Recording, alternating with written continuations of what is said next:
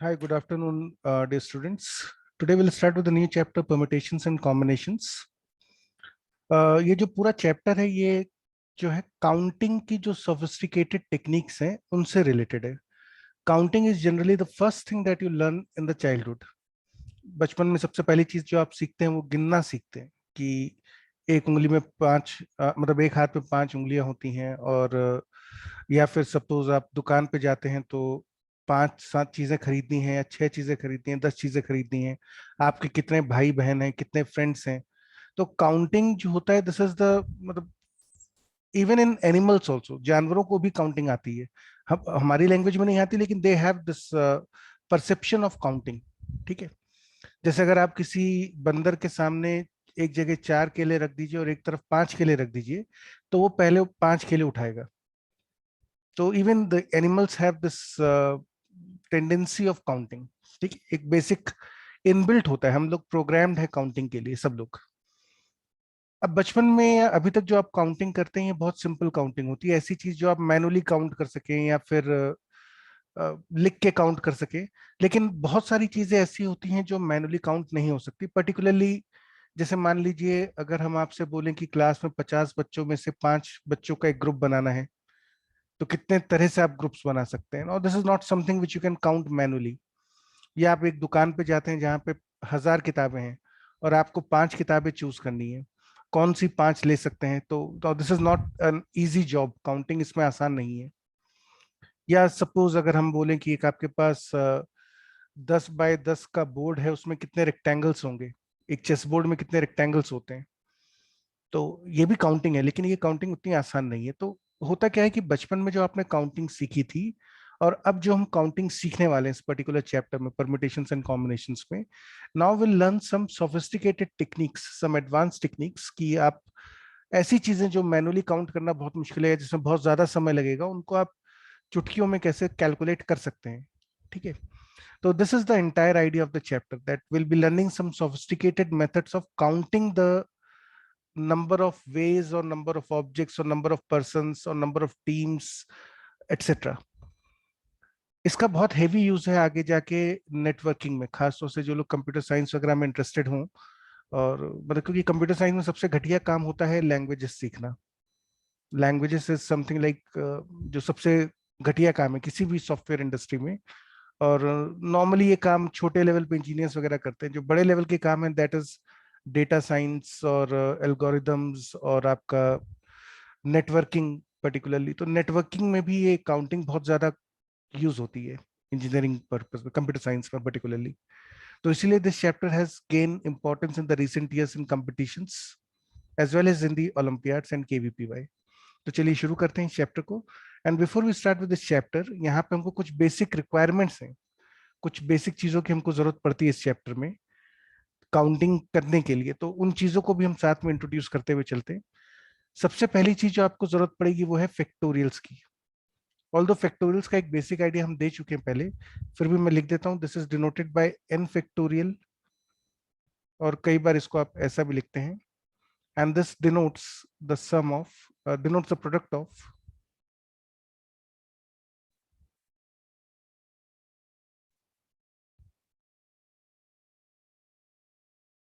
First n natural numbers. पहले n natural numbers का product जो होता है उसको लिखते हैं एन फैक्टोरियल. ठीक है. तो जैसे फॉर एग्जाम्पल अगर हम बोलते हैं वन फैक्टोरियल, तो वन फैक्टोरियल मतलब हुआ पहले नेचुरल नंबर्स तक का प्रोडक्ट, तो वन आ जाएगा. अगर हम लिखते हैं टू फैक्टोरियल, तो टू फैक्टोरियल मतलब the product of first two natural numbers, तो you get one into to.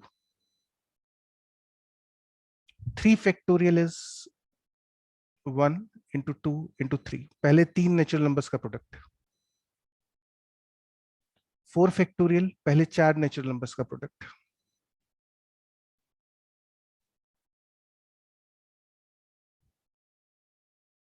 फिर फाइव फैक्टोरियल पहले पांच नेचुरल नंबर्स का प्रोडक्ट.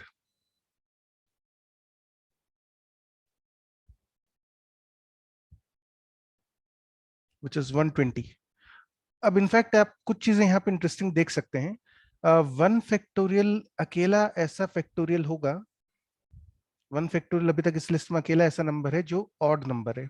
बाकी सारे फैक्टोरियल्स की वैल्यू इवन नंबर आएगी।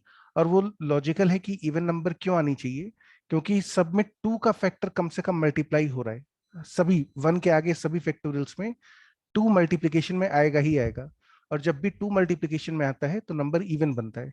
तो इसलिए 1 के अलावा बाकी सारे फैक्टोरियल्स आपको अभी तक इस लिस्ट में इवन नंबर्स दिख रहे हैं, आगे भी इवन नंबर्स मिलेंगे। तो ये पहला ऑब्जर्वेशन हमें समझ में आता है कि जितने भी फैक्टोरियल्स हैं 2 या 2 से आगे, वो सारे इवन नंबर्स आने वाले हैं। दूसरी इंपॉर्टेंट चीज जो आपको ऑब्जर्व करनी चाहिए वो ये है कि 5 फैक्टोरियल के बाद अब जितने भी फैक्टोरियल्स आएंगे वो सब जीरो पे एंड होंगे। From 5 factorial onwards all the further factorials will and on a zero. उसका कारण बहुत सिंपल है। 5 फैक्टोरियल में पहली बार आपको 5 into 2 दिखेगा, और 5 into 2 ऑब्वियसली 10 होता है, और कोई भी नंबर यदि 10 का मल्टीपल है तो वो जीरो पे एंड होगा ही होगा। अब इसके आगे के जब आप फैक्टोरियल्स देखते हैं 6 फैक्टोरियल, तो आप देखोगे 6 factorial is the product of first 6 natural numbers, 1 2 3 4 5 6। इसमें भी एक 5 और एक 2 आपको दिख रहा है। So this will give you, this will and on a zero. ये 10 का मल्टीपल है, जीरो पे एंड होगा, और इसकी वैल्यू इनफैक्ट होती है 720। इसी तरह से 7 फैक्टोरियल की वैल्यू जो होती है वो होगी 1 into 2 into 3 into 4 into 5 into 7। Now again observe that यहां से यहां तक का जो प्रोडक्ट है ये 6 फैक्टोरियल है, दिस इज 6 फैक्टोरियल। तो I can also write it as 7 into 6 factorial. 7 factorial को आप लिख सकते हो 7 into 6 फैक्टोरियल। अच्छा, 6 फैक्टोरियल की वैल्यू हम निकाल चुके हैं, 720 होती है, तो ये हो जाएगा 7 into 720 विच इज 5040। और आप देख रहे हैं ये भी जीरो पेंड हो रहा है। ठीक है, नॉर्मली 7 फैक्टोरियल तक की वैल्यूज आपको याद होनी चाहिए। तो लर्न द वैल्यूज टिल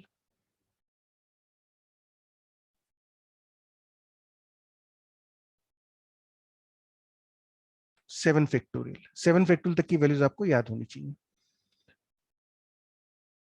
अब इन फैक्टोरियल्स में एक और इंपॉर्टेंट चीज आती है कि सेकेंड पॉइंट जिसको हम लिखते हैं, 0 factorial is defined as 1।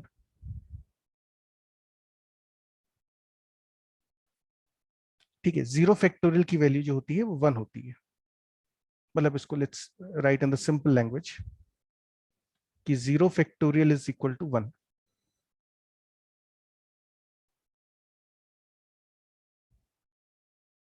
0 factorial 1 क्यों होता है, इसका लॉजिक क्या है, तो पहले उस लॉजिक को भी समझ लीजिए।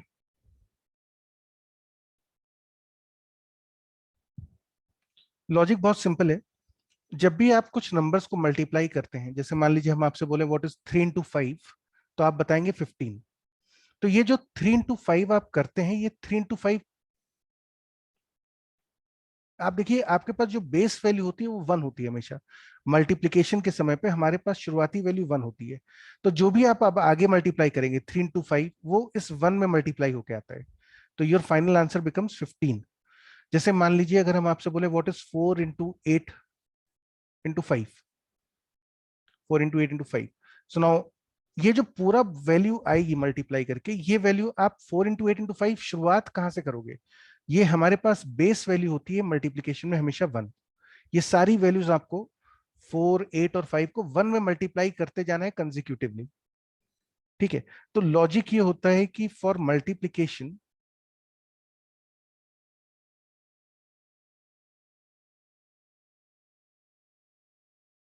The base value is always 1। Base value या इनिशियल वैल्यू बोल लीजिए आप इसको,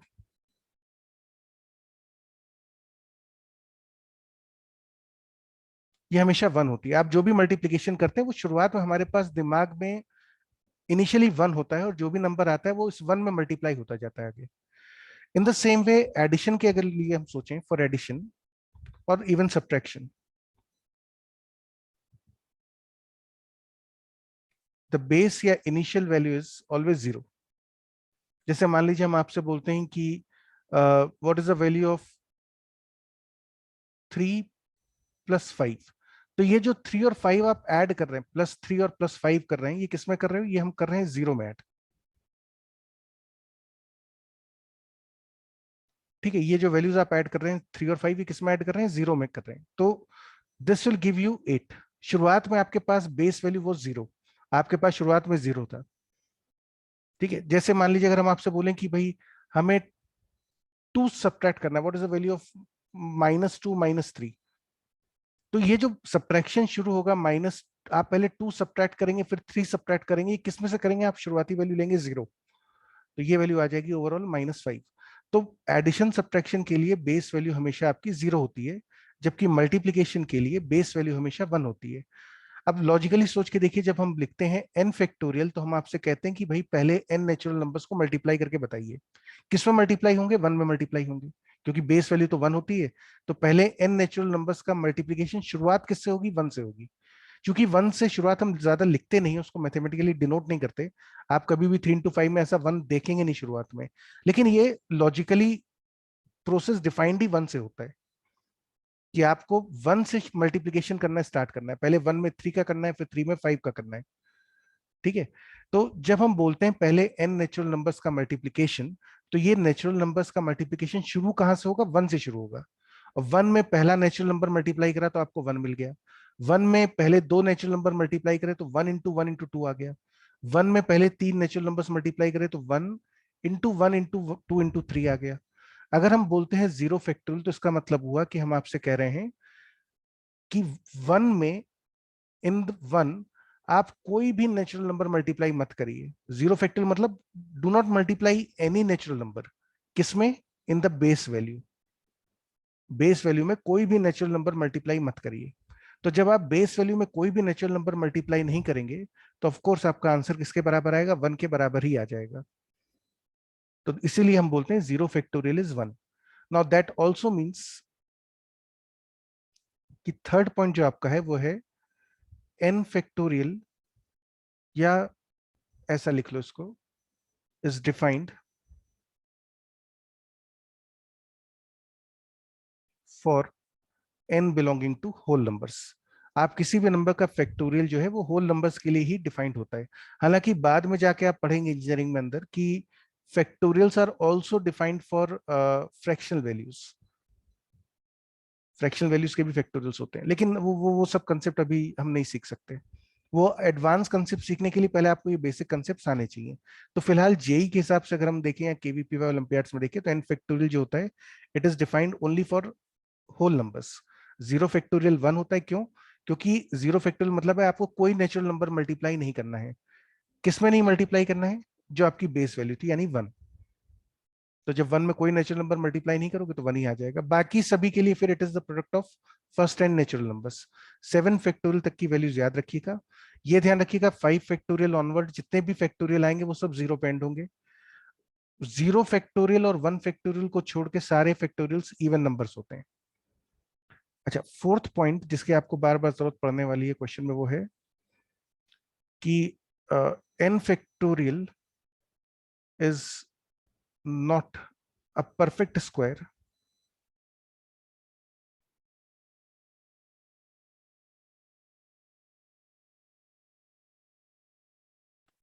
फॉर n ग्रेटर देन 1।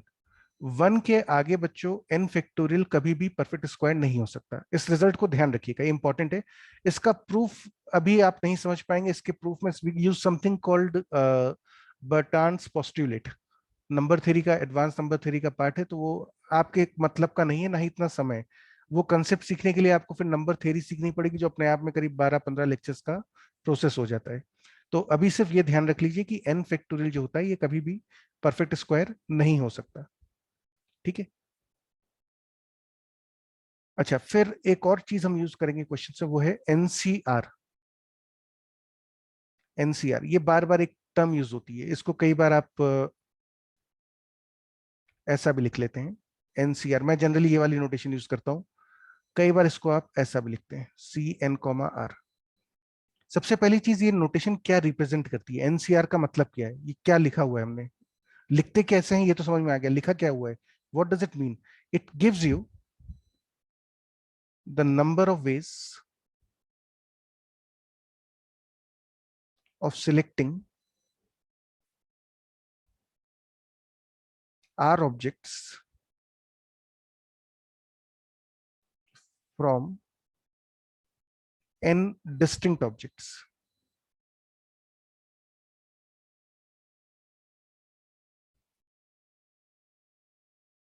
ठीक है, तो एनसीआर मतलब हुआ कि आपके पास एक दुकान पे आप गए जहां पे टोटल एन डिस्टिंक्ट ऑब्जेक्ट्स हैं, डिस्टिंक्ट मतलब सब अलग अलग तरह के एन ऑब्जेक्ट्स हैं, और आपको आर ऑब्जेक्ट सिलेक्ट करने, चूज करने, घर के लिए आर ऑब्जेक्ट चूज करने। तो कितनी चॉइसेस होती हैं आपके पास, कितने तरह से चूज कर सकते हैं, कितने तरह सिलेक्ट कर सकते हैं, that is given by n C r. C use करने का प्रोबेबली रीजन इज कि ये चूज करने के लिए यूज होता है। जैसे I give you an example, suppose आपके पास तीन लेटर्स हैं A B C, they are three letters A B C, और मैं आपसे कहता हूं कि इसमें से तीन डिस्टिंक्ट लेटर्स हैं, choose two letters, choose two letters. तो आपके पास कितनी चॉइसेस हैं, आप दो लेटर्स कितने तरह से चूज कर सकते हैं? तो one choices, I can choose A and B, मैं ए बी चूज कर लूं इनमें से। कोई और बोल सकता है नहीं भाई हम तो ए और सी चूज करेंगे, कोई और बोल सकता है कि हम बी और सी चूज करेंगे। यहाँ पे ध्यान देने वाली बात है कि आप ए बी चूज करिए या बी ए चूज करिए, बात एक ही है, कोई फर्क नहीं पड़ता है ना, आपने ए बी सिलेक्ट करा या बी ए सिलेक्ट करा, उससे कोई फर्क नहीं पड़ता। सिलेक्शन में इस चीज से फर्क नहीं पड़ता पहले किसको लिया बाद में किसको लिया। सिलेक्शन मतलब होता है फाइनली आपके पैकेट में क्या क्या चीजें आ गई हैं। तो या तो आपके पैकेट में ए और बी होंगे, या ए सी होंगे, या बी और सी होंगे।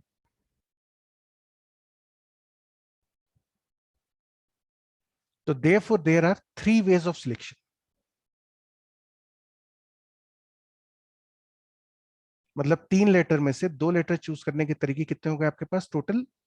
तीन में से दो लेटर चूज करने के तरीके हो गए, थ्री सिलेक्शंस के तरीके। मैथमेटिकली इसका मतलब हुआ therefore the value of three C two, तीन ऑब्जेक्ट्स में से दो ऑब्जेक्ट चूज करने के तरीके जो होते हैं that is given by three. जैसे फॉर एग्जाम्पल आपके पास चार लेटर्स हैं ए बी सी डी, और हम आपसे कहते हैं कि choose three letters from them, इन चार में से कोई तीन लेटर्स चूज कर लीजिए। तो आपके पास क्या क्या चॉइसेस होंगी? The choices will be, you can choose A B और सी। आप बोलेंगे नहीं भाई मैं तो ए बी डी चूज करूंगा। You can choose A C और D, you can also choose B C and D. आप देखोगे इनके अलावा कोई फिफ्थ चॉइस नहीं है। अब आप कोई और तरीके से चूज करोगे तो वो इन्हीं चार में से कोई एक होगा। तो डिस्टिंक्ट तरीके जो हैं सिलेक्शन के वो कितने हो गए? चार तरीके। So therefore there are three sorry four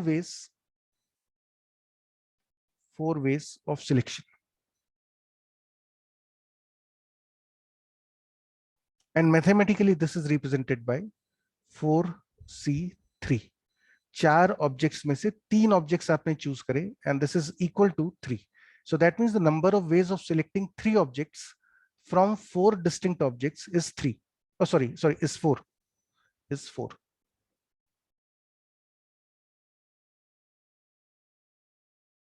तो ये जो एनसीआर होता है ये आपको क्या बताता है? It gives you the number of ways of selecting r objects from n distinct objects. ठीक है, अच्छा अब एक इंपॉर्टेंट रिजल्ट जो आता है वो क्यों आया वो हम बाद में देख लेंगे, फिलहाल इसको याद करना होगा आपको कि एनसीआर की वैल्यू जो होती है that is equal to n factorial upon r factorial into n minus r factorial. ये डिफाइंड है इस तरह से, ये फॉर्मूला है जो आपको याद रखना है। कैसे आएगा ये हम बाद में एक दो क्लासेस में सीख जाएंगे, फिलहाल आपको ये फॉर्मूला शुरुआत में एक बार याद करना पड़ेगा। तो जैसे मान लीजिए फॉर एग्जाम्पल अगर आपसे पूछा जाए what is the value of ten C two, so this will be given by 10 factorial upon 2 factorial into 8 factorial. Now observe this carefully, अगला स्टेप ध्यान से देखिएगा। 10 फैक्टोरियल को आप लिख सकते हैं 10 इंटू 9 इंटू 8 फैक्टोरियल। ये बहुत ध्यान से देखना। एक्चुअली 8 फैक्टोरियल क्या होगा? 8 इंटू 7 इंटू 6 अप टू 1, यही तो होगा 8 फैक्टोरियल, मतलब पहले 8 नेचुरल नंबर्स का प्रोडक्ट। और 10 फैक्टोरियल है पहले 10 नेचुरल नंबर्स का प्रोडक्ट। तो 10 फैक्टोरियल को आप लिख सकते हैं 10 into 9 into first 8 natural numbers का प्रोडक्ट अपॉन 2 फैक्टोरियल की वैल्यू हमें पता है 2 होती है, और 8 फैक्टोरियल को ऐसे ही लिख देते हैं। 8 फैक्टोरियल ऊपर नीचे कैंसिल हो गए एंड यू गेट 45। तो देयरफॉर 10c2 की वैल्यू होती है 45 के बराबर। मतलब क्या हुआ कि यदि 10 डिस्टिंक्ट ऑब्जेक्ट्स हों और आपको दो ऑब्जेक्ट चूज करने हैं, ये तो ऊपर वाले जो दो केसेस हमने देखे सिंपल केसेस थे, 3 और 4 ही चीजें थी, तो आपको एक में 3 तरीके मिले, एक में 4 तरीके मिले। लेकिन मान लीजिए अगर दुकान पे 10 ऑब्जेक्ट और आपको दो चूज करने हैं, तो आपके पास टोटल चॉइसेस जो होंगी they will be 10c2 and these are 45 in number. ठीक है, तो एनसीआर की वैल्यू ध्यान रखिएगा, ये 10 एनसीआर की वैल्यू होती है n factorial upon r factorial n minus r factorial. Seventh point जो काफी लॉजिकल है, और वो ये है कि n C r is always an integer। N C r की वैल्यू बच्चों हमेशा इंटीजर ही आएगी। लॉजिकली सोच के देखिए भाई, एनसीआर क्या होता है? एनसीआर होता है कितने तरीके से आप चीजें सिलेक्ट कर सकते हैं। अब हो सकता है आप चीज को एक तरह से सिलेक्ट करें, हो सकता है दो तरह से सिलेक्ट कर लें, हो सकता है 10 तरह से सिलेक्ट कर लें, लेकिन ऐसा नहीं हो सकता कि आप किसी चीज को 5.5 तरह से चूज करेंगे। ऐसा नहीं हो सकता कि आप किसी चीज को 6.5 तरह से चूज करो। चीज कोई भी number of ways of selection जो होगा वो हमेशा इंटीजर होगा। I cannot select something in 5.5 ways. I can select something in 5 ways. I can select something in 6 ways, but I cannot select something in 5.5 or 5.2 और 7.8 ways. तो NCR जो है वो लॉजिकल बात है कि हमेशा एक इंटीजर होना चाहिए। NCR की वैल्यू इंटीजर के बराबर होगी हमेशा, ये कंपलसरी है। अच्छा, भी सर, हाँ सर एनसीआर की वैल्यू होल नंबर होनी चाहिए ना, इंटीजर तो सर वो हाँ माइनस टर्म में आ जाएगी। हाँ, मतलब नेगेटिव नहीं हो सकती वो ऑब्वियस है, लेकिन एनसीआर फिलहाल इंटीजर होगा, ये हमको कंफर्म है। नंबर ऑफ वेज मतलब let's write it as whole number if you want, लेकिन तब भी इंटीजर तो आएगा ही आएगा। ये कंफर्म है कि ये वैल्यू एक होल नंबर भी आएगी, लेकिन नेगेटिव तो हो ही नहीं सकती। जीरो हो सकती है। जीरो कब हो सकती है? जैसे मान लीजिए अगर आप एक दुकान में गए जहां पे 10 चीजें हैं, और मैं आपसे बोलूं कि आपको 15 चीजें खरीदनी है, you have to select 15 objects out of 10, तो now this will be zero. आप शॉपिंग कर ही नहीं सकते। There is no way of selecting. Why? क्योंकि नंबर ऑफ ऑब्जेक्ट्स कम है, आपको सिलेक्शन ज्यादा चीजों का करना है, तो ये 10 से 15 की वैल्यू जीरो हो जाएगी। तो इसलिए एनसीआर हमेशा होल नंबर होगा। जीरो भी आ सकता है, नहीं तो वैसे पॉजिटिव ही होगा। इंटीजर तो पक्का होगा, हर हाल में इंटीजर तो होना ही चाहिए। अच्छा, फिर 8th पॉइंट आता है कि product of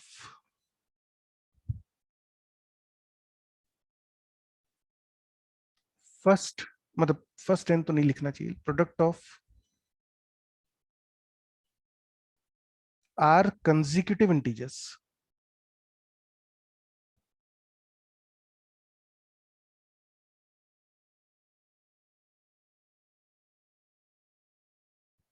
is always divisible by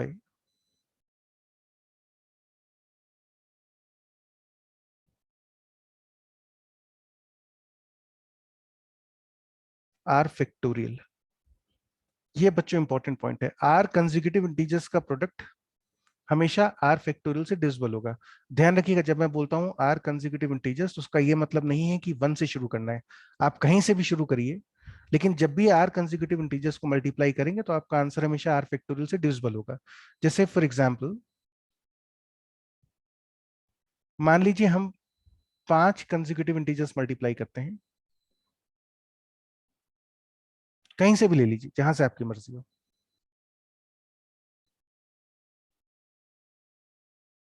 5 consecutive integers कहीं से भी ले लेते हैं, जैसे सपोज हम शुरू करते हैं 7 से। 7 इंटू 8 इंटू 9 इंटू 10 इंटू 11, कहीं से शुरू कर लो, मैंने रैंडमली 7 से शुरू करा। तो मेरा क्लेम ये है कि 7 into 8 into 9 into 10 into 11, product of 5 consecutive integers will be divisible by 5 factorial. मतलब दिस क्वांटिटी अपॉन 5 फैक्टोरियल पक्का एक इंटीजर आएगा भाई। कोई भी चीज अगर मैं बोलता हूं ए बी से डिविजिबल है, if A is divisible by B, that means A upon B एक इंटीजर होता है जिसको आप क्वोशिएंट बोलते हैं। तो ये क्वांटिटी पक्का एक इंटीजर होगी, आप चाहें तो वेरीफाई करके देख लीजिए। ये आएगा 7 into 8 into 9 into 10 into 11 upon 5 factorial की वैल्यू याद होनी चाहिए 120 होती है। ये दोनों कैंसिल, 12, 4 2 जा, 4 3 जा, 3 और 3 cancel, and you gate 7 into 6 into 11, और ये पक्का एक इंटीजर ही आ रहा है। ठीक है, तो आर कंसेक्यूटिव इंटीजर्स का प्रोडक्ट हमेशा आर फैक्टोरियल से डिविजिबल होगा। आप आर कंसेक्यूटिव इंटीजर कहीं से भी शुरू कर लें, उससे कोई फर्क नहीं पड़ता। जैसे मान लीजिए मैं इसको एक फॉर्मल प्रूफ दे देता हूं आपको।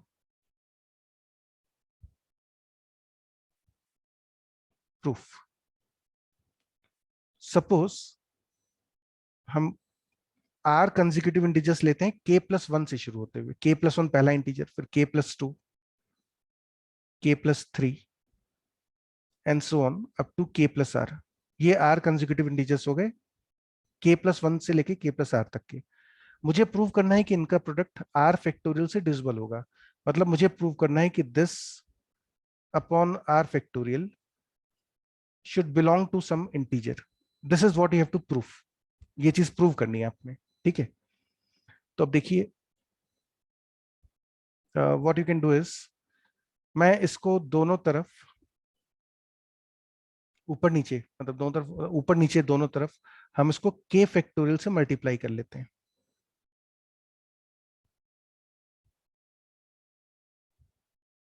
ऊपर नीचे के फैक्टोरियल से मल्टीप्लाई कर लीजिए।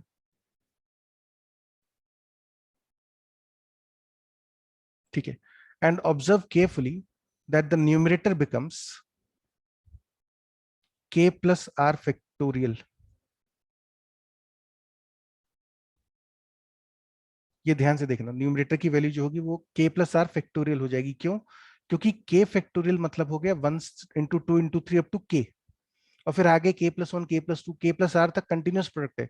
The numerator is a product of first K plus R natural numbers, so that would be k plus r factorial.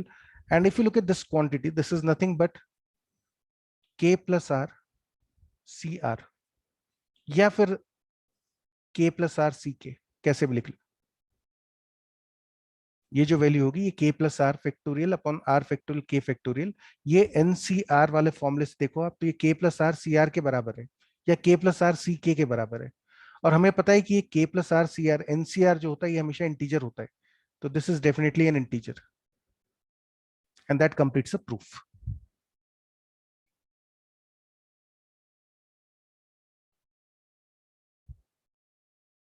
ठीक है, तो कैसे प्रूव करा हमने? हमें प्रूव करना था कि पहले आर नेचुरल नंबर्स का, मतलब फर्स्ट आर कंसेक्यूटिव इंटीजर, जो आर कंसेक्यूटिव इंटीजर्स है उनका प्रोडक्ट आर फैक्टोरियल से डिविजिबल होता है, ये हमें प्रूव करना है। तो हमने के प्लस 1 के प्लस 2 के प्लस 3 से के प्लस आर तक आर कंसेक्यूटिव इंटीजर्स लिए। प्रूव क्या करना है? टू प्रूव दैट ये आर कंसेक्यूटिव इंटीजर्स का product is divisible by r factorial, मतलब दिस अपॉन आर फैक्टोरियल एक इंटीजर होगा, ये हमें प्रूव करना है। हमने क्या करा, इसके लिए ऊपर नीचे के फैक्टोरियल से मल्टीप्लाई कर दिया। जब आपने ऊपर नीचे के फैक्टोरियल से मल्टीप्लाई करा तो न्यूमरेटर की वैल्यू के प्लस आर फैक्टोरियल के बराबर हो गई। ये स्टेप थोड़ा सा लिख के करके देखिएगा साथ में ना, मतलब अगर आप मूवी की तरह देखने की हैबिट में होते हैं मैथ्स को, तो आपको ये स्टेप में थोड़ी दिक्कत हो सकती है। लेकिन अगर आप कागज पे लिख के देखेंगे कि के फैक्टोरियल होता है 1 इंटू 2 इंटू 3 अप टू के, और फिर ये आगे के प्लस 1 के प्लस 2 के प्लस आर तक जा रहा है, तो न्यूमरेटर आ जाएगा के प्लस आर फैक्टोरियल।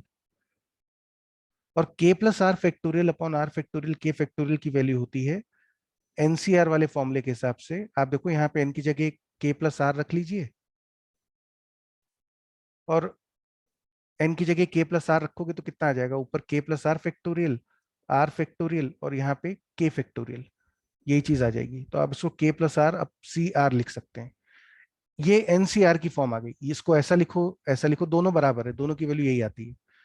के प्लस आर सी आर पक्का एक इंटीजर होगा, यही आपको प्रूव करना था, and that completes a proof. तो ध्यान रखिएगा कि आर कंसेक्यूटिव इंटीजर्स का प्रोडक्ट हमेशा आर फैक्टोरियल से डिविजिबल होता है। तो this is basic idea about the factorials, क्या क्या चीजें आपको पता होनी चाहिए। यहाँ तक कोई डाउट है तो पूछ लो, नहीं तो फिर एग्जांपल्स थोड़े से देखते हैं। Let's look at the questions जहाँ पे हम इन चीजों का यूज करेंगे। ये चैप्टर काफी इंटरेस्टिंग लगता है उन बच्चों को जिनका एप्टीट्यूड या आईक्यू अच्छा है, क्योंकि काउंटिंग मजेदार चीज होती है।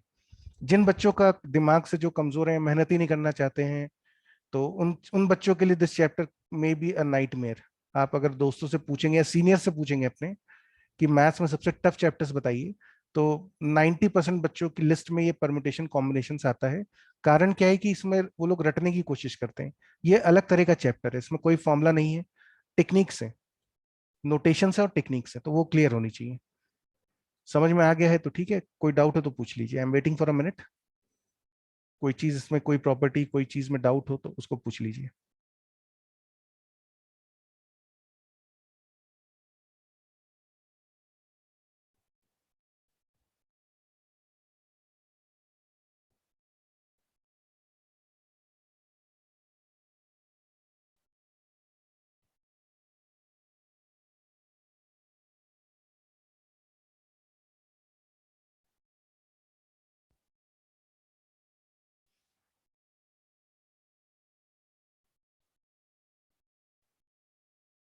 So let's start with the first question.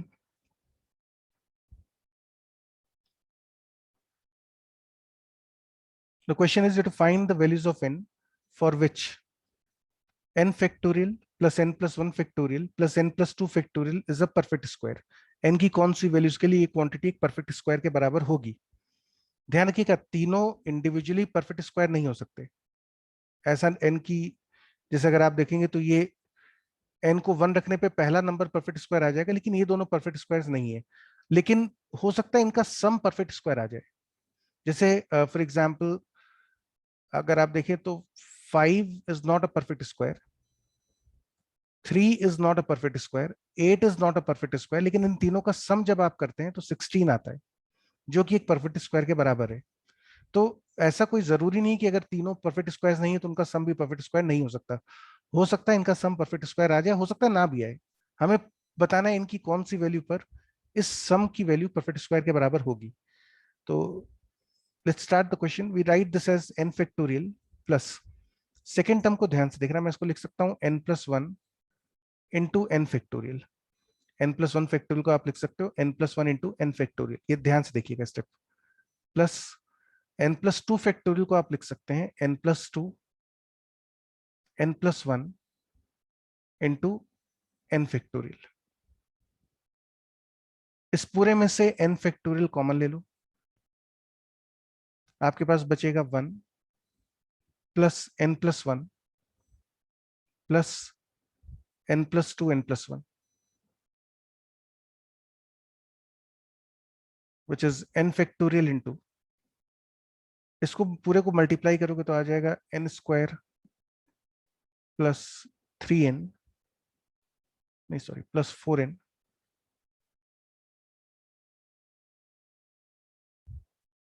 Plus 4। ये पूरी क्वांटिटी जो है इसके बराबर आ जाएगी। Now this will be same as n plus 2 का whole square into n factorial. अब एक चीज तो क्लियर है कि चूंकि ये पहला टर्म जो है ये परफेक्ट स्क्वायर है, सो दिस इंप्लाइज कि n factorial must be a perfect square.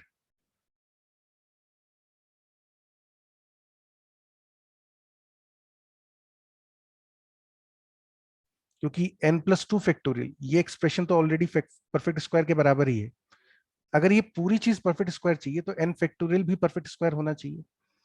और n फैक्टोरियल की वैल्यू 1 के आगे परफेक्ट स्क्वायर होती नहीं है, ये हमको पता है। n factorial can not be a perfect square for n greater than 1। So therefore the possible values of n can be 0 और n इक्वल टू 1। सिर्फ 0 फैक्टोरियल पे ये परफेक्ट स्क्वायर बनेगा और एक 1 फैक्टोरियल पे परफेक्ट स्क्वायर बनेगा। ये तो ऑलरेडी परफेक्ट स्क्वायर बन ही रहा है। तो these are the two possible values of n, इनके अलावा और कोई वैल्यू पॉसिबल नहीं है।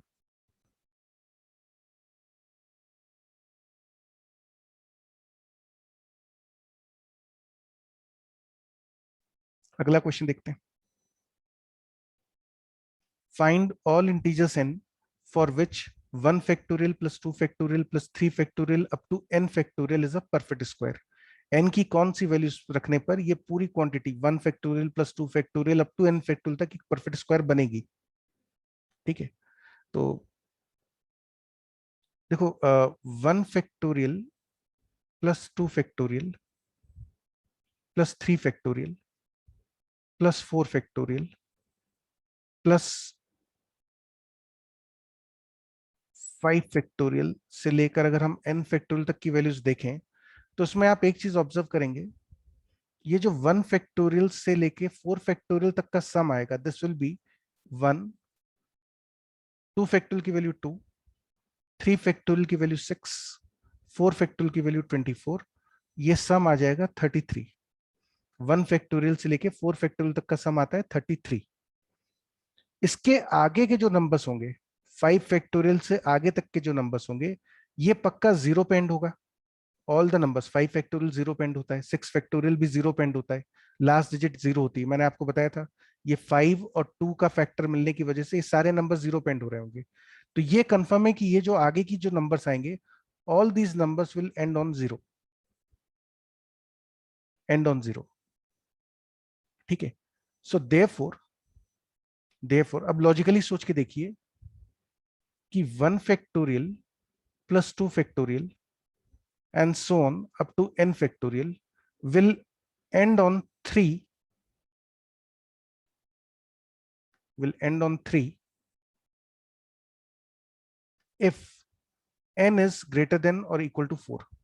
थिंक अबाउट दिस लॉजिकली, क्योंकि यदि n की वैल्यू आप 4 रखते हैं तो यहां तक का सम आएगा 33। आइए देख रहे हैं 3 पे एंड हो रहा है, 33 विल एंड ऑन 3, एंड मतलब ये लास्ट डिजिट जो है ये 3 आएगी। अगर आप 5 फैक्टोरियल इसमें ऐड कर देंगे तो 5 फैक्टोरियल तो 0 पे एंड होता है, तो यूनिट्स डिजिट जो होगी वो अभी भी 3 आएगी। अगर आप 6 फैक्टोरियल देखेंगे तो वो भी 0 पे एंड होता है, तो अभी भी लास्ट डिजिट 3 चलता रहेगा। तो अब इस यहां से आगे जितना भी वैल्यू आएगी वो सब 3 पे एंड होगी।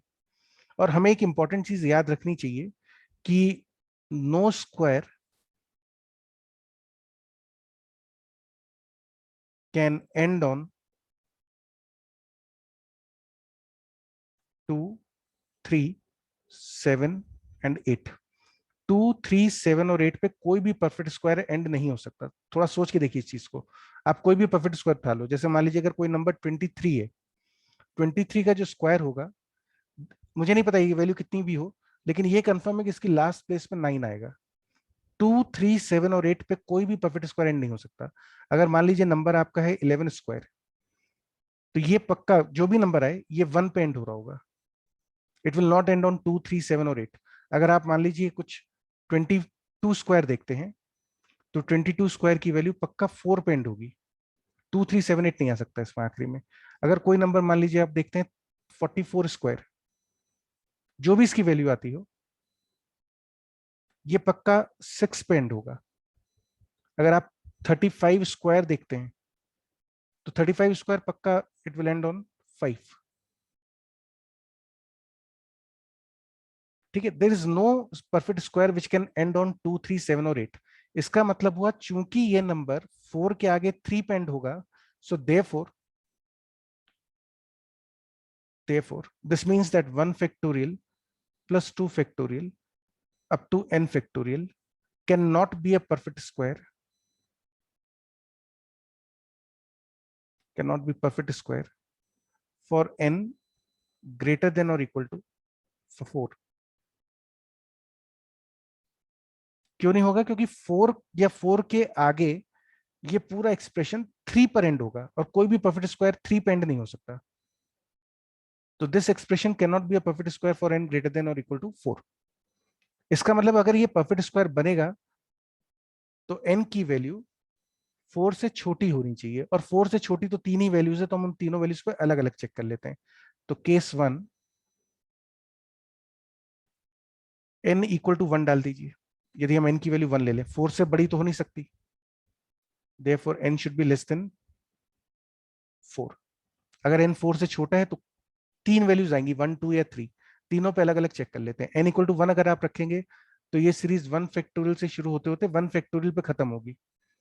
So you get 1 factorial, which is 1, and this is a perfect square. Case 2, यदि आप n की वैल्यू 2 लेते हो तो ये बनेगा 1 factorial plus 2 factorial, which will be 3, which is not a perfect square. और फाइनली अगर आप k की वैल्यू 3 लेते हैं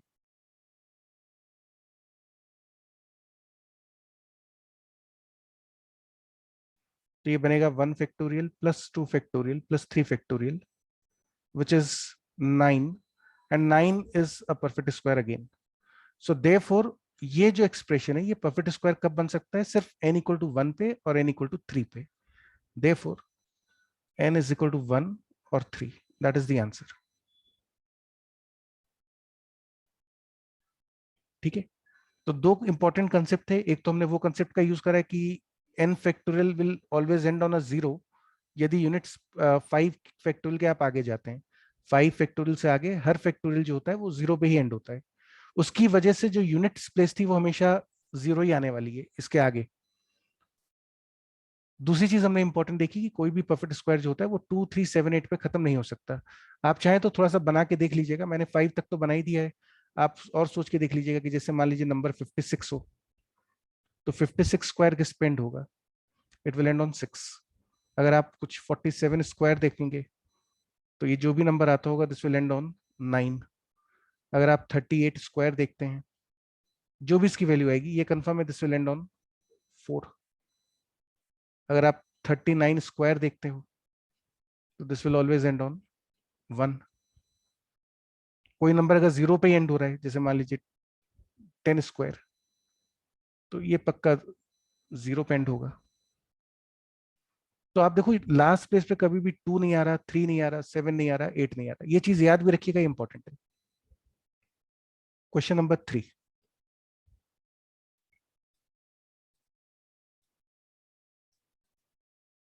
You to find 100 consecutive positive integers, none of which is a prime number.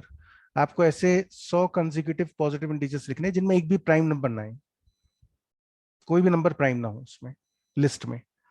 तो ऐसे कौन कौन से नंबर्स हो सकते हैं?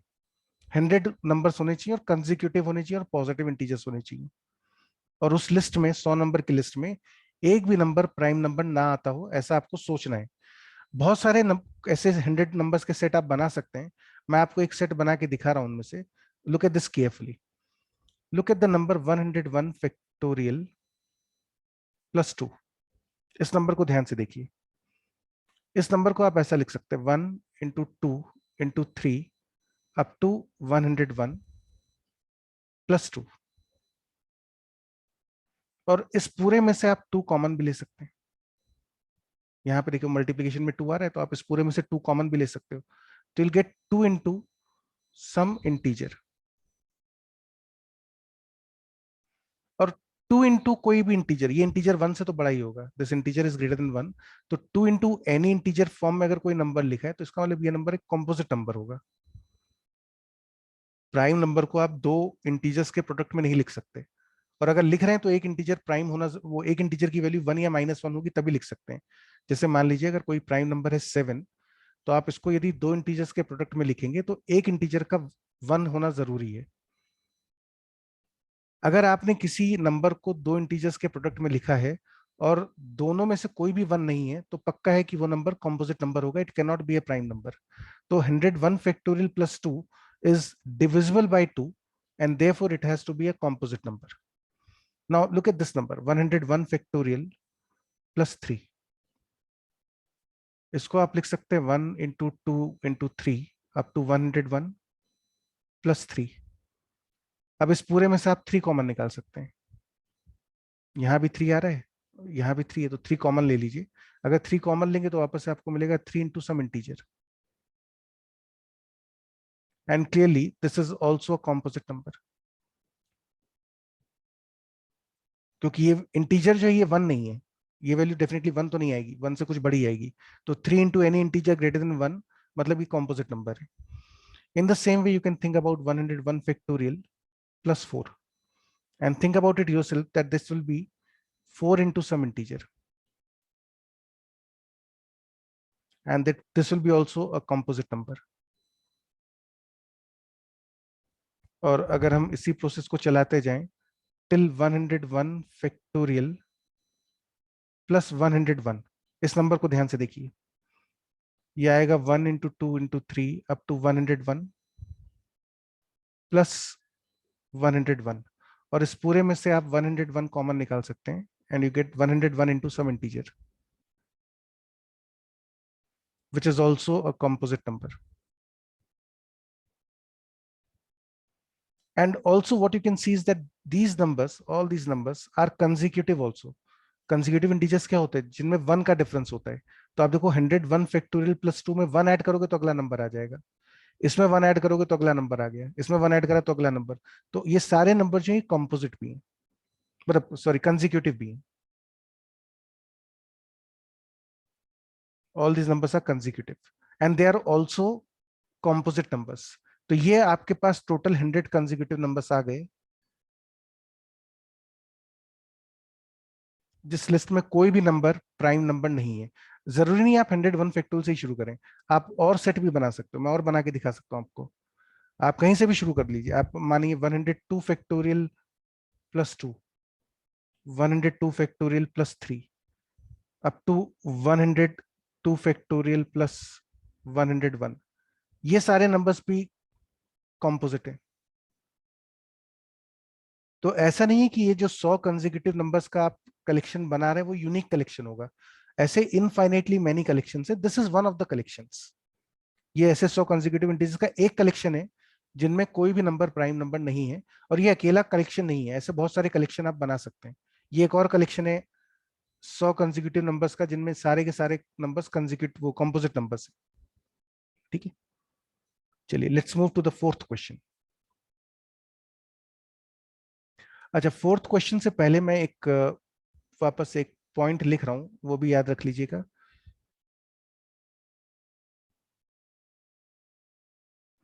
पहले लॉजिक समझ लीजिएगा, मेथड में समझा रहा हूं फिर लॉजिक समझिएगा मेन चीज. तो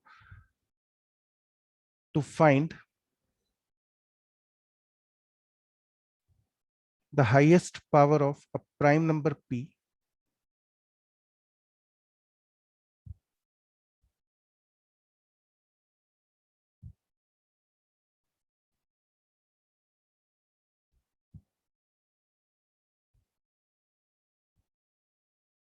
that completely divides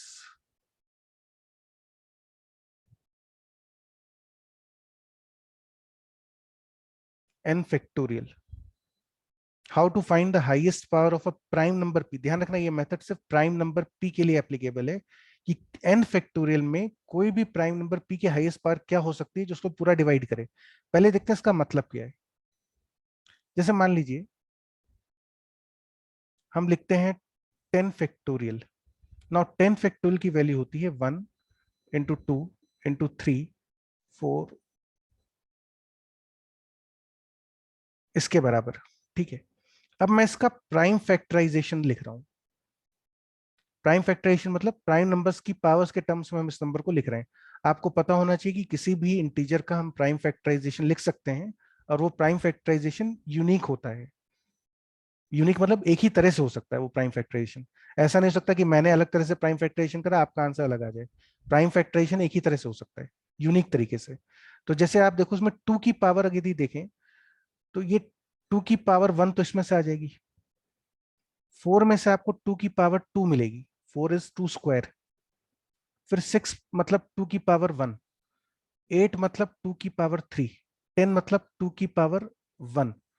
तो 2 की टोटल पावर कितनी मिलेंगी आपको, 1 प्लस 2 3, 3 प्लस 1 4, 4 प्लस 3 7, 7 प्लस 1 8. तो इसका प्राइम फैक्टराइजेशन आएगा 2 की पावर 8 इनटू. अब 3 की पावर देखते हैं. देखो 3 की पावर 1 यहां से मिल जाएगी, फिर एक 6 में भी 3 मिलेगा तो 3 की पावर 1 यहां भी मिली, और 9 में 3 की 2 पावर्स मिलेगी तो this will be 3 to the power 4. एक 3 में, एक 6 में, और 2 पावर 9 में मिलेंगी. फिर 5 इन 5 की पावर देखते हैं. 5 की पावर 1 और 10 में भी एक 5 मिलेगा आपको, तो 5 की पावर 2 हो गया. और इसी तरह से अब एक 7 और बचेगा, तो 7 की power 1। This is the prime factorization of 10 factorial. This is the prime factorization of 10 factorial. इसको आप चाहो तो अलग तरह से भी कर सकते हो, मतलब मैं इसको ऐसा भी लिख लेता हूँ, एक काम करते हैं दूसरे तरह से भी करके दिखा देता हूँ। इसको लिख लो 1 × 2 × 3।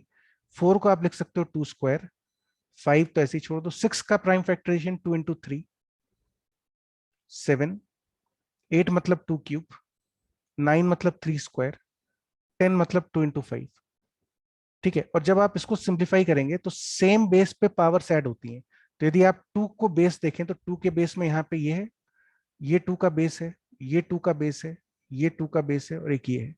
इन सभी बेस में पावर्स ऐड हो जाएंगी, तो 2 की पावर कितनी आएगी? 1 + 2 + 1 + 3 + 1, सो दैट इज 2⁸ तो 10 फैक्टोरियल का प्राइम फैक्टराइजेशन इसके बराबर आता है। Now you can very well see that 10 factorial upon 2⁸ अगर आप वैल्यू निकालें 10 फैक्टोरियल अपॉन 2⁸ की, तो ये वैल्यू आएगी 2⁸, 3⁴, 5 स्क्वायर इंटू 7 अपॉन 2⁸। ये दोनों कैंसिल हो जाएंगे और आपको एक इंटीजर मिल जाएगा। इसका मतलब हुआ, दिस इंप्लाइज कि 10 फैक्टोरियल इज डिविजिबल बाय 2⁸। जो 10 फैक्टोरियल है वो 2⁸ से डिविजिबल है। अच्छा, अब एक चीज और आप चेक करिए कि यदि हम 10 फैक्टोरियल अपॉन 2⁹ कैलकुलेट करें, सो that means this is 2⁸, 3⁴, 5 square, 7 upon 2⁹। Simplify करके आपको ये मिलेगा 3⁴, 5 स्क्वायर, 7 अपॉन 2। और ये क्वांटिटी इंटीजर नहीं है, this is not an integer, so therefore 10 factorial is not divisible by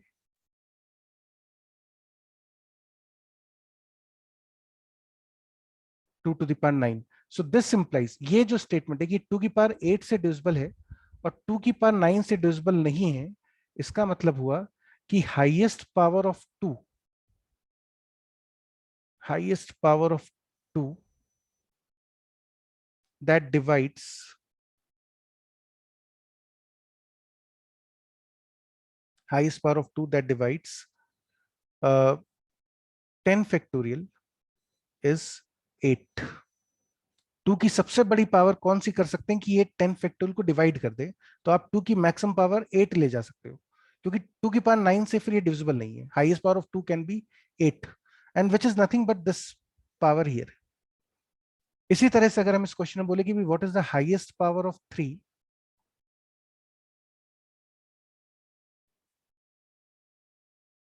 that divides 10 factorial, तो आपका आंसर लॉजिकली सोच के देखिए क्या होगा कि इसको अगर हम 3 की कौन सी पावर से डिवाइड करें इंटीजर आ जाए। सबसे बड़ी पावर 3 की क्या ले सकते हैं डिनोमिनेटर में, तो 4। Answer is 4। So therefore this value will be 4। तो इसका ये मतलब हुआ कि to find the highest power of a prime number p that completely divides n factorial. तो ये लॉजिक तो आपको समझ में आ गया कि हम क्या चीज चाहते हैं कैलकुलेट करना। अब ये इतना स्पेशल, मतलब ये क्यों जरूरत पड़ रही है? ये तो अच्छा खासा हम अभी भी कैलकुलेट कर ही रहे हैं। I am still calculating the highest power, तो मुझे तो अभी कोई दिक्कत हो नहीं रही, मैं तो आराम से कैलकुलेट कर पा रहा हूँ। प्रॉब्लम ये है कि सपोज अगर हम इस क्वेश्चन को थोड़ा सा बड़ा कर दें, अगर हम इस क्वेश्चन में आपको पूछ लें कि भाई चलिए 100 फैक्टोरियल में what is the highest power of 2, तो अब ये थोड़ा सा मुसीबत हो गई, क्योंकि 9 मेथड तो वही है जो अभी आपने यहां करा, वही चीज करनी है, लेकिन अब ये ढूंढना थोड़ा सा टफ होगा, ये समय लगेगा। मतलब टफ तो नहीं है, it is going to take lots of time, time consuming ज्यादा हो जाएगा ये प्रोसेस। तो इसको करने का एक आसान सा तरीका होता है, वो मेथड आप समझ लीजिए क्या है, और लॉजिक उसका भी हम बाद में देख लेंगे। पहले एक बार मेथड समझ लो कि कैसे चेक करते हैं। ध्यान रखना ये मेथड सिर्फ प्राइम नंबर्स p के लिए एप्लीकेबल होता है। तो मैं इस वाले पार्ट को तो हटा देता हूँ, just removing this part.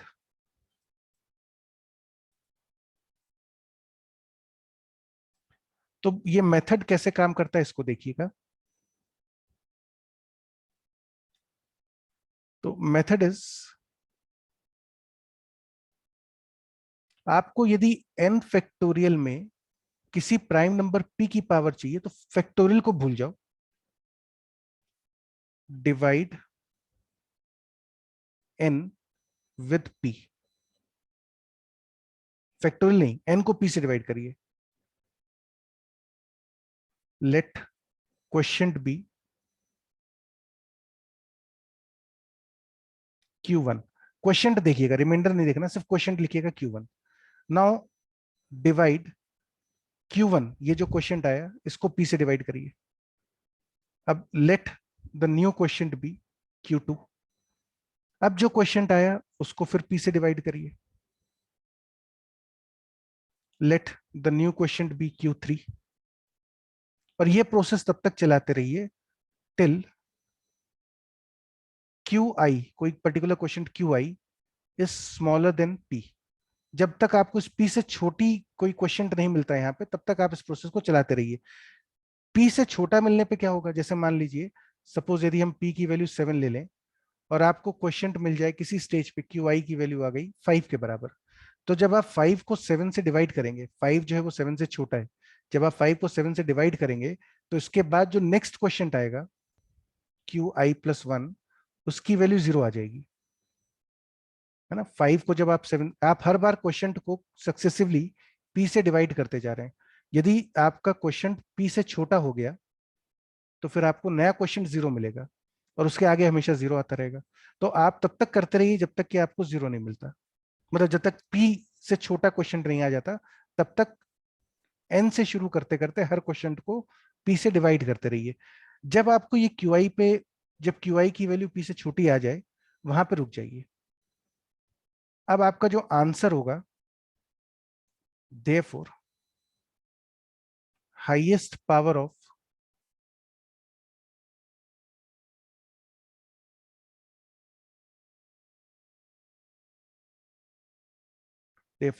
highest power of p in n factorial will be Q1 plus Q2 plus Q3 and so on up to QI। ये आपका आंसर आ जाएगा सीधे। थोड़ा देखने में कॉम्प्लिकेटेड लग रहा है, मैं एग्जाम्पल से ही समझा देता हूं तो जल्दी समझ में आ जाएगा, क्योंकि सिंपल मेथड है। जैसे मान लीजिए फॉर एग्जाम्पल आपको चेक करना है highest power of 2 in 10 factorial. अब ये हमने ऊपर मैनुअली कैलकुलेट करके देखा था, हमारा आंसर आया था 8। अब मैं इसी मेथड से इसको सॉल्व कर रहा हूं, है ना। तो आप क्या करिए, 10 को 2 से डिवाइड करिए, डिवाइड 10 विद 2। क्वेश्चन कितना आएगा, 5। अब 5 को 2 से डिवाइड करिए, जो नया क्वेश्चन, ये जो क्वेश्चन आया इसको 2 से डिवाइड करिए। नया क्वेश्चन आपके पास क्या आएगा, 2, रिमाइंडर 1, क्वेश्चन 2। अब ये जो क्वेश्चन आया 2, इसको 2 से डिवाइड करिए, क्वेश्चन क्या आएगा, 1।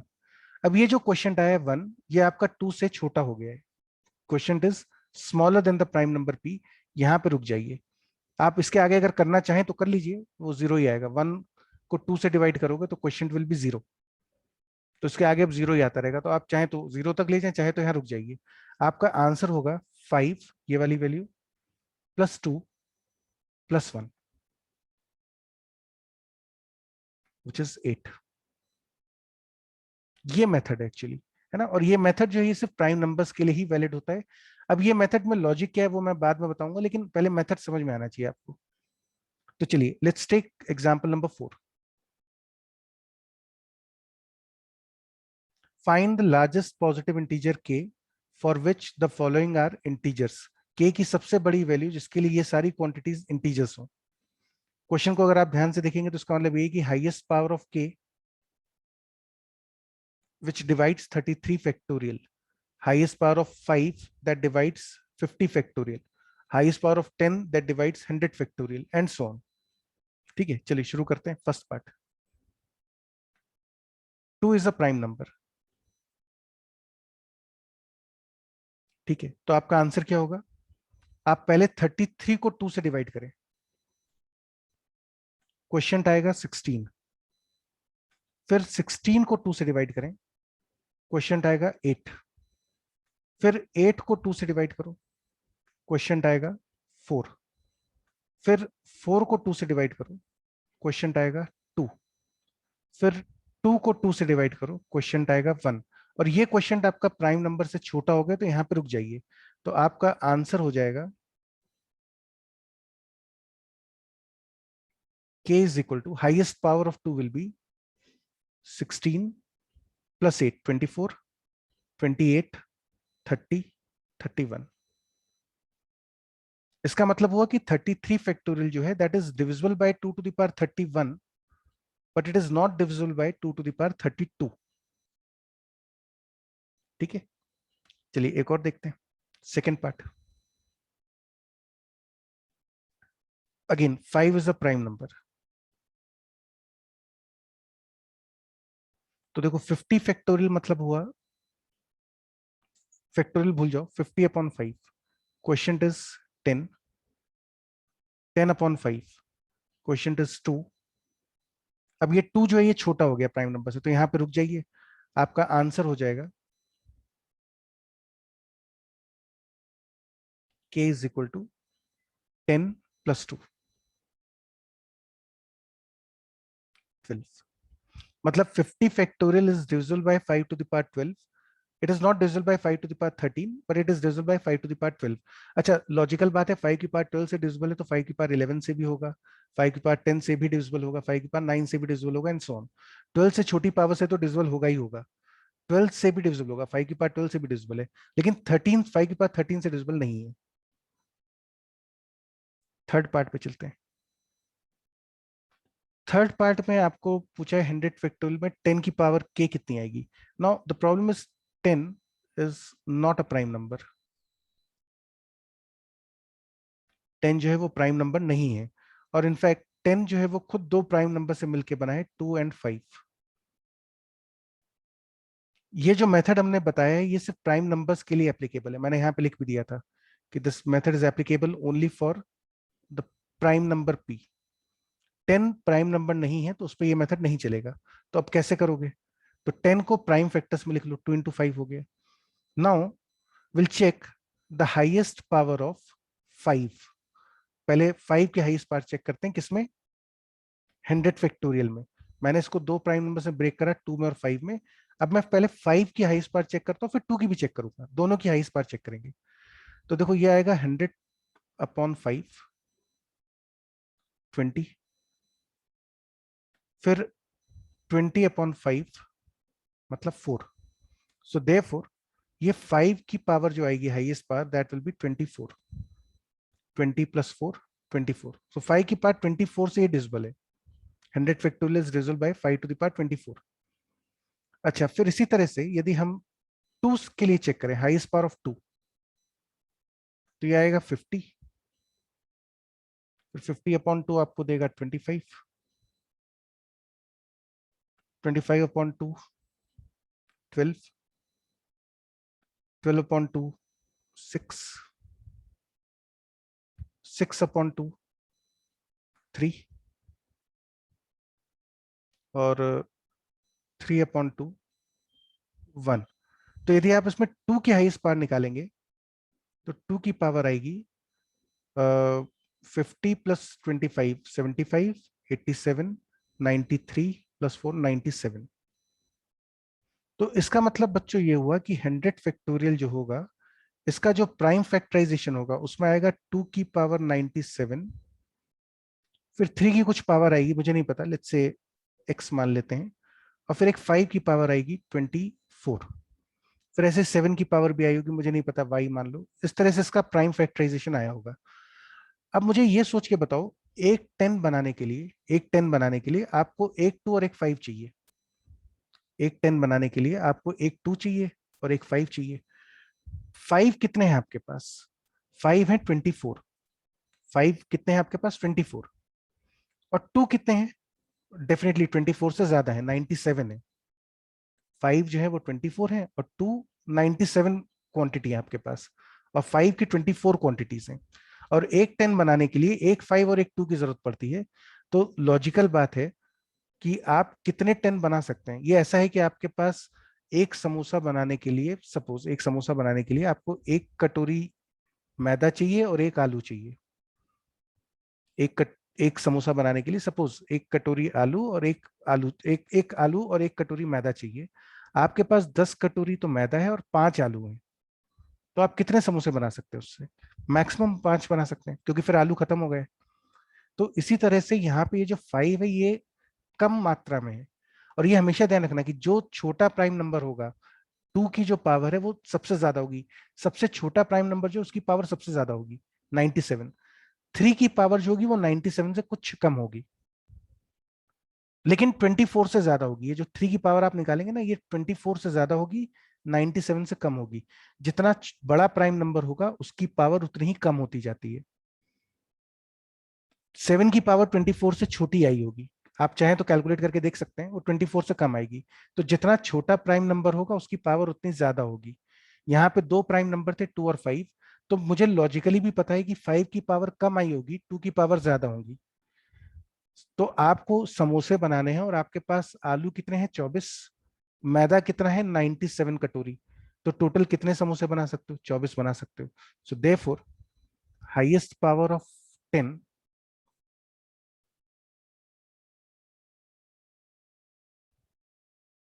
is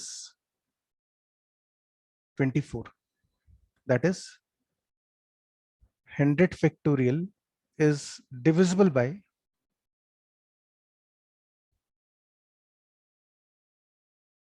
10 to the power 24. ये जो पॉइंट आया है कि ये 10 की पावर 24 से डिविजिबल होगा, इस पॉइंट। अच्छा बच्चों, मैं एक काम और करता हूँ, मैं इस 97 को अलग लिख देता हूँ, है ना, मिक्सअप हो जाएगा।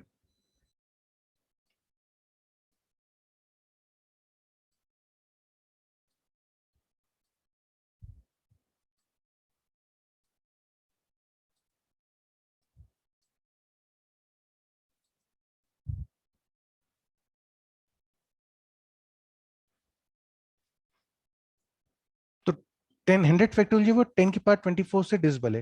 It is also divisible by 10 to the power 23, it is also divisible by 10 to the power 22, but it is not divisible by 10 to the power 25।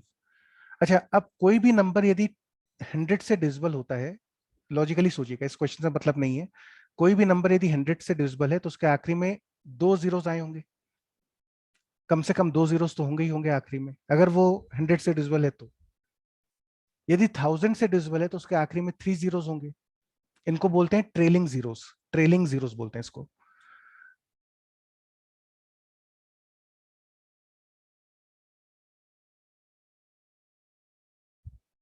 Trailing zeros मतलब होता है कि किसी भी नंबर के आखिरी में लगातार कितने जीरोस आ रहे हैं कंसेक्यूटिव।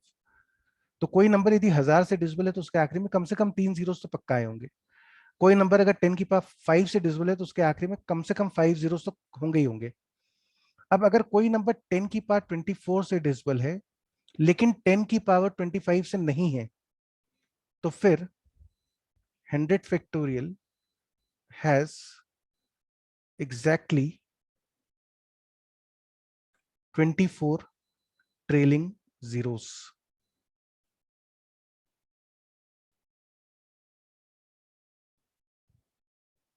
है ना, इसके आखिरी में लगातार 24 जीरोस आए होंगे। 100 फैक्टोरियल जो भी नंबर आए, जब इसको आप पूरा एक्सपैंड करके लिखेंगे तो उसके आखिरी में लगातार 24 जीरोस होंगे। अच्छा, अगला देखते हैं। नाउ आई लीव, चलो लीव तो क्या तुम लोग करते तो नहीं, फोर्थ पार्ट। 120 factorial upon 72 की पावर की। Again, observe that 72 is not a prime number. So therefore, 72 को आप लिख सकते हैं, इसका प्राइम फैक्टराइजेशन जो होगा that would be 2 to the power 3 into 3 square, 2 की पावर 3 into 3 square। ठीक है, अब हम चेक करते हैं कि what is the highest power of 3 in 72 factorial, oh sorry, in 120 factorial।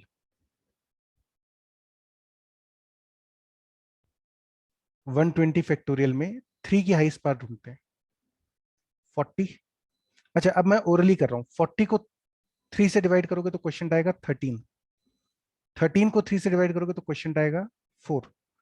4 को 3 से डिवाइड करोगे तो क्वेश्चन आएगा 1, और इसके बाद अब 0 आता जाएगा। सो देयरफॉर ये वैल्यू तो आ गई 3 to the power 53 plus 5 58।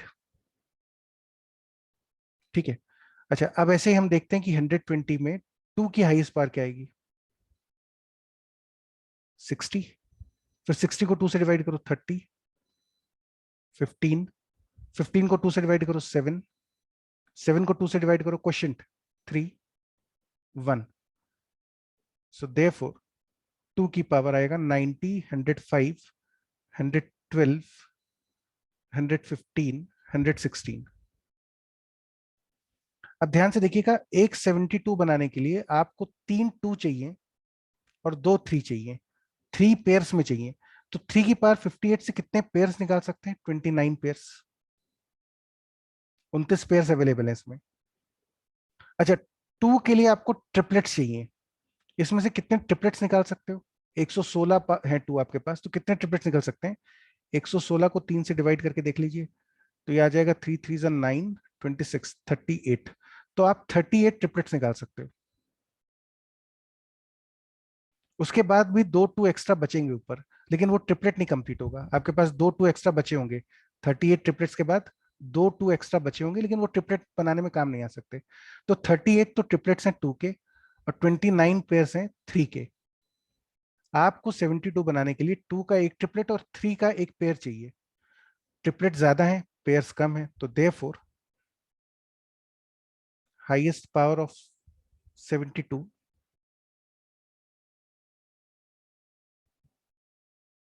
is 29, that is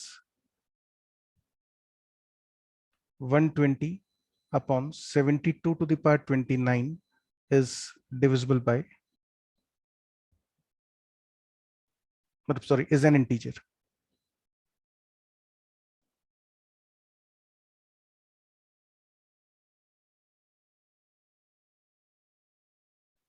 ये क्वांटिटी एक इंटीजर होगी। फिफ्थ पार्ट पे चलते हैं।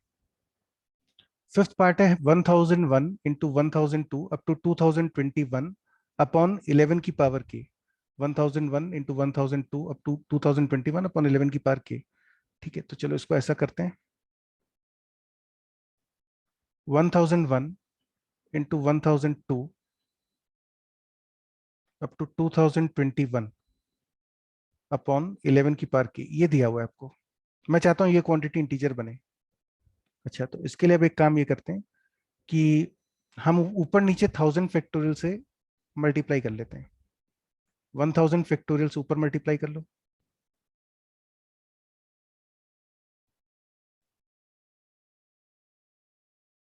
और 1000 फैक्टोरियल से डिनोमिनेटर में मल्टीप्लाई कर लो। न्यूमरेटर में आपके पास आ जाएगा 2021 फैक्टोरियल अपॉन, डिनोमिनेटर में आएगा 1000 फैक्टोरियल इंटू 11 की पावर के। मैं चाहता हूं ये क्वांटिटी एक इंटीजर बने। ठीक है। अच्छा, 11 इज अ प्राइम नंबर,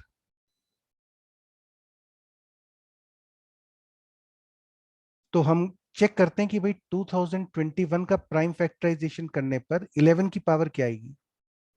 तो 2021 अपॉन 11, 11 वन जा 11, बचा 92, तो 11 8 जा 88, 41, तो 183।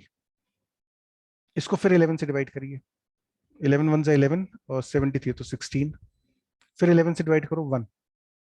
सो देयरफॉर 11 की पावर 200 आपको 2021, न्यूमरेटर में 11 की पावर 200 आएगा।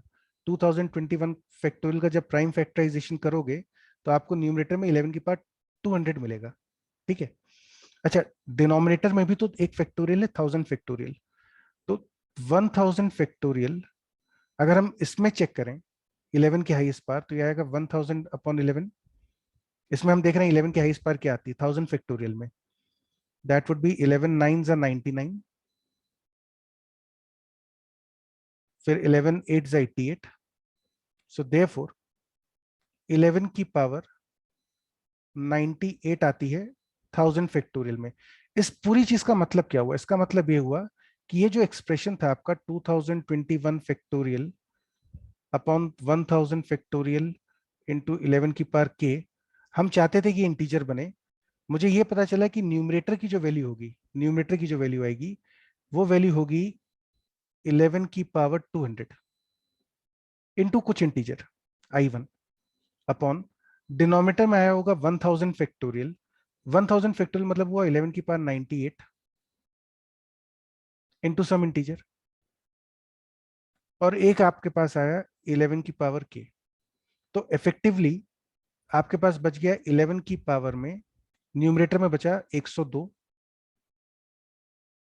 और डिनोमिनेटर में बचा है 11 की पावर के।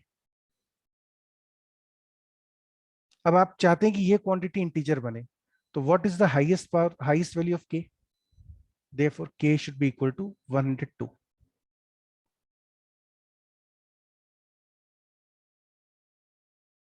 ठीक है, मतलब एक्चुअली क्या है कि आपको प्राइम फैक्टराइजेशंस लिखने हैं 11 के टर्म्स में, इनटू p1 की पावर अल्फा 1 p2 है ना, ये सब प्राइम प्राइम फैक्टराइजेशन लिखा हुआ है हमने ऊपर। इसको ज्यादा अच्छा है कि प्राइम फैक्टराइजेशन के टर्म्स में लिख देते हैं। p1 की पावर कुछ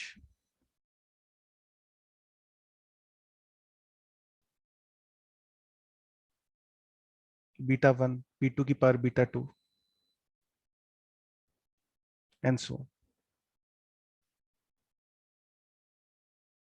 बेटा इसीलिए करोगे ना क्योंकि डिनोमिनेटर में भी तो 1000 फैक्टोरियल है। अगर मान लीजिए हम आपसे पूछें कि 32 को 2 से डिवाइड करना है तो 2 की हाईएस्ट पावर क्या होगी, तो आंसर है 5। लेकिन मान लो अगर हमने इसको 16 से ऊपर नीचे मल्टीप्लाई कर दिया, तो अब ऊपर तो 2 की पावर कितनी हो गई, 2 की पावर 4 प्लस 5, 2 की पावर 9 आ गई। तो अब आंसर 9 थोड़ी हो जाएगा, क्योंकि ये वाला 16 की भी 16 जो होगा ये भी तो कुछ 2 ऊपर से कैंसिल करेगा। तो ये जो 1000 फैक्टोरियल था इसमें से भी तो कुछ 11 आए थे जो ऊपर कैंसिल होंगे। न्यूमरेटर में तो आपका आया था 11 की पावर 102, और डिनोमिनेटर में 1000 फैक्टोरियल में भी तो कुछ 11 की पावर आई होंगी जो ऊपर से कैंसिल होंगी। तो वो भी तो हमको पता करना पड़ेगा, इसलिए हमने पता करा कि 1000 फैक्टोरियल में 11 की हाईएस्ट पावर क्या आती है, 98 आती है। And you got the answer.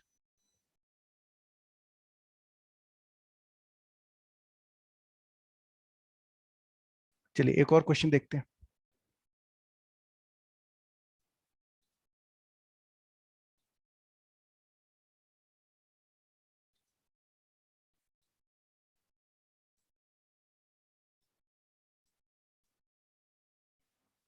Question है ट्रू और false. 100C50 is divisible by 10। तो देखो 100C50 को आप लिख सकते हो 100 फैक्टोरियल अपॉन 50 फैक्टोरियल 50 फैक्टोरियल। ठीक है। अच्छा, अब मुझे 10 की पावर ओवरऑल में चेक करनी है, मुझे ओवरऑल 10 की पावर चेक करनी है। तो हम देखते हैं कि यार what is the highest power of 10।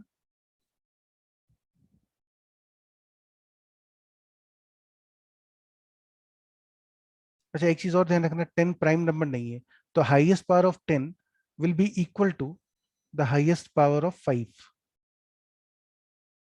ये अभी हमने ऊपर देखा था ना, हाईएस्ट पावर ऑफ 5।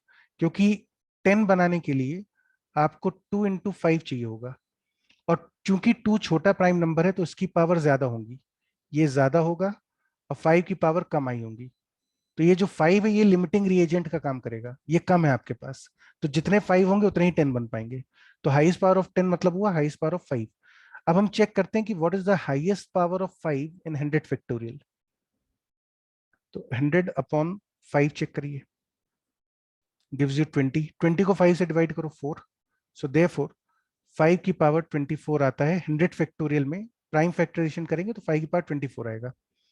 अच्छा, अब डिनोमिनेटर में भी तो कुछ 5 की पावर्स आएंगी जो ऊपर से कैंसिल हो सकती हैं।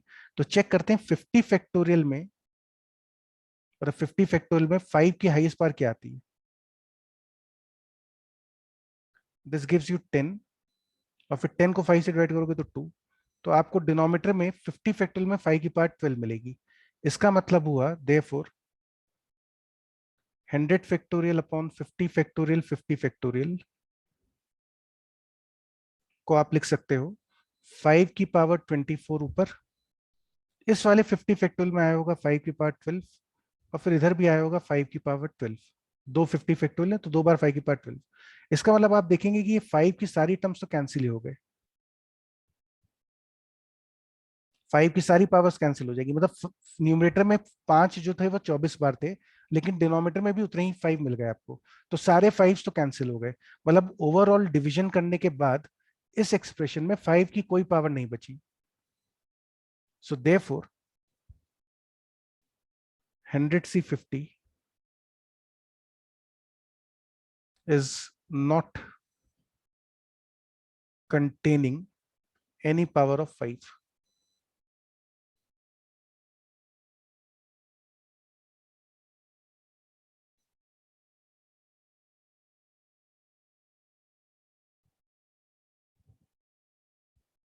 और 5 की नहीं है तो इसका मतलब 10 की भी नहीं होगी। सो देयरफॉर 100C50 इसका प्राइम फैक्टराइजेशन में 5 आएगा ही नहीं, और यदि 5 आएगा नहीं तो ये 10 से डिविजिबल हो नहीं सकता।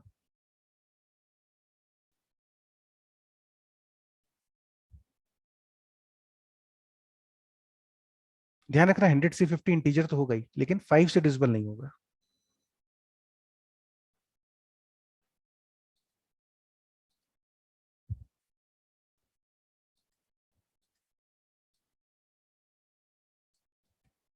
क्वेश्चन नंबर, लास्ट क्वेश्चन देखते हैं आज का, क्वेश्चन नंबर 6।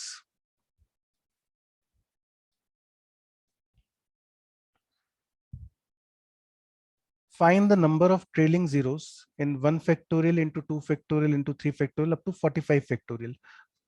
इस पूरे एक्सप्रेशन में कितने ट्रेलिंग जीरोस आएंगे? जब पूरा एक्सपैंड करोगे तो मतलब ट्रेलिंग जीरोस मैंने बताया था लगातार कितने जीरोस आखिरी में आएंगे।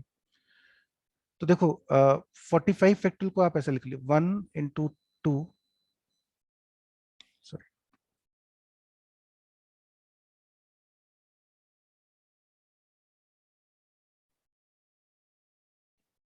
देखो 1 फैक्टोरियल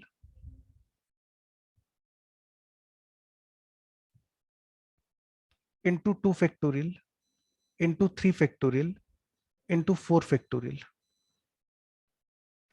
अगर आप इस एक्सप्रेशन को देखेंगे तो उसमें 5 की कोई पावर मल्टीप्लाई नहीं हो रही है, there is no power of 5, no power of 5। Therefore zero trailing zeros होंगे इसमें, एक भी ट्रेलिंग जीरो नहीं आया होगा अभी तक। इनको मल्टीप्लाई करने पे कोई ट्रेलिंग जीरो नहीं होगा। अच्छा, अब 5 फैक्टोरियल इंटू 6 फैक्टोरियल 7 8 9, अगर आप इन सभी फैक्टोरियल्स को चेक करें तो 5 फैक्टोरियल में 5 की पावर मिलेगी 1, 6 फैक्टोरियल में भी 5 की पावर मिलेगी 1, 7 फैक्टोरियल में हाईएस्ट पावर ऑफ 5 इज 1। इन सभी में 5 की हाईएस्ट पावर 1 आती है, सब में। इसमें भी 5 की हाईएस्ट पावर 1 है, और 9 फैक्टोरियल में भी 5 की हाईएस्ट पावर 1 है। बीच के सभी नंबर्स में हाईएस्ट पावर ऑफ 5 इज 1। तो हर पावर आपको एक ट्रेलिंग जीरो दे रही है। मल्टीप्लाई करेंगे तो कितने ट्रेलिंग जीरोस आ जाएंगे? 1 इंटू 5 ट्रेलिंग जीरोस।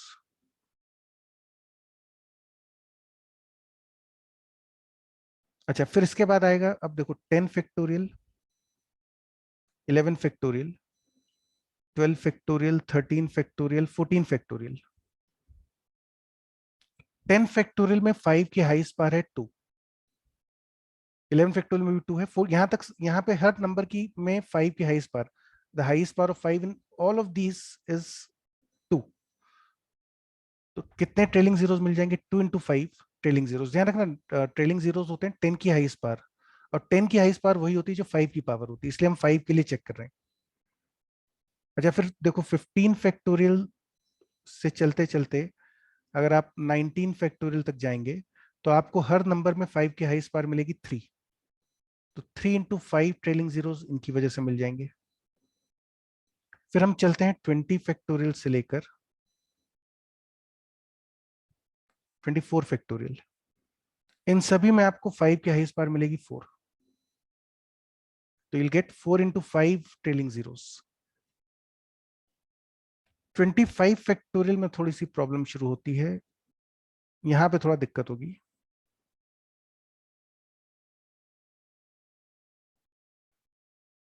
अब वैसे इस पैटर्न के हिसाब से तो यहाँ पे 5 into 5 आना चाहिए, लेकिन अगर आप ध्यान से देखें तो 25 में 5 के हाईएस्ट पावर 5 नहीं होती, ये आएगा 5 और फिर ये फिर डिवाइड होगा 1, तो एक्चुअली आपको हाईएस्ट पावर मिलेगी 6। तो ये 25 फैक्टोरियल में 5 के हाईएस्ट पावर है 6, इसमें भी 6 है, सब में 6 है, तो 6 into 5। अब यहाँ अगर आप आंख मीच के कर रहे हो तो ये पैटर्न गलत हो गया, तो ये पूरा क्वेश्चन गलत हो जाएगा। अच्छा, फिर कोई दिक्कत नहीं है, 30 फैक्टोरियल से 31 factorial up to 34 factorial, highest power will be 7। फिर 35 फैक्टोरियल 36 फैक्टोरियल से लेकर 39 फैक्टोरियल तक, highest power will B 8, highest power of 5 will be 8, तो उतने ही ट्रेलिंग जीरोस मिलेंगे आपको 8 into 5। फिर 40 फैक्टोरियल 41 फैक्टोरियल से लेकर 44 फैक्टोरियल, यहाँ पे आपको हाईएस्ट पावर मिलेगी 9। तो टोटल ट्रेलिंग जीरोस कितने मिले आपको, you'll get total number of trailing zeros are, total trailing zeros will be equal to 5 times 1 plus 2 plus 3 plus 4 plus 6 plus 7 plus 8 plus 9। और आप देख सकते हो इसको 5 plus 9 plus 1 10 हो गया, हालांकि एपी नहीं है। 2 plus 8 10, 3 plus 7 10, 4 plus 6 10।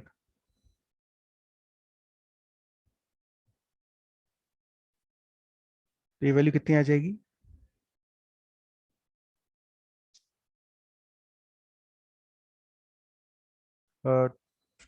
5 into 40। कुछ गड़बड़ हुई है मुझसे क्या?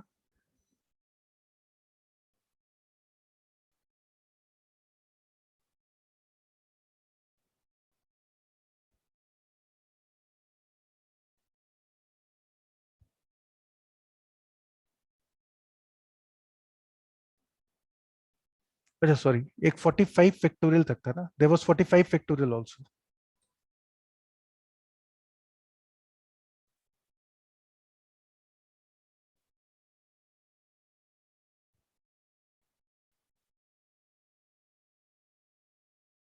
इसमें बच्चे एक 45 फैक्टोरियल भी था, मैं भूल गया उसको, मैं इसको थोड़ा सा नीचे शिफ्ट कर देता हूँ।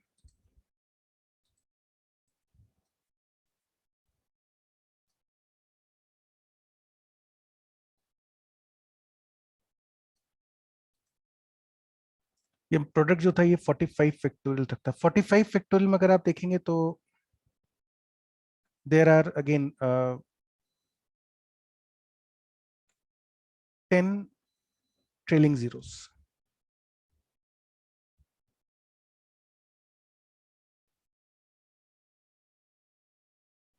तो एक्चुअली ये आंसर इसका +10 और कर लीजिएगा, यहाँ पे 210 आएगा आंसर। ठीक है, तो आज यहीं तक करते हैं, बाकी नेक्स्ट टाइम पे will continue from here only. तो यहाँ तक का पढ़ लीजिएगा आप लोग, प्रोग्रेशन में मॉड्यूल है आपके पास, एनसीईआरटी है, तो प्रैक्टिस करते रहिए। ठीक है, फिर चलो, फिर will meet next week. Take care. Doubts के लिए अगर आना चाहें तो संडे को आप आ सकते हो। संडे को रक्षाबंधन है तो खुला रहेगा इंस्टीट्यूट? एक बार फिर भी आने से पहले कॉल कर लेना, टाइम थोड़ा सा आगे पीछे हो सकता है ना, फोन कर लेना, जिस टीचर से काम हो फोन पे बात कर लेना उनसे। यस।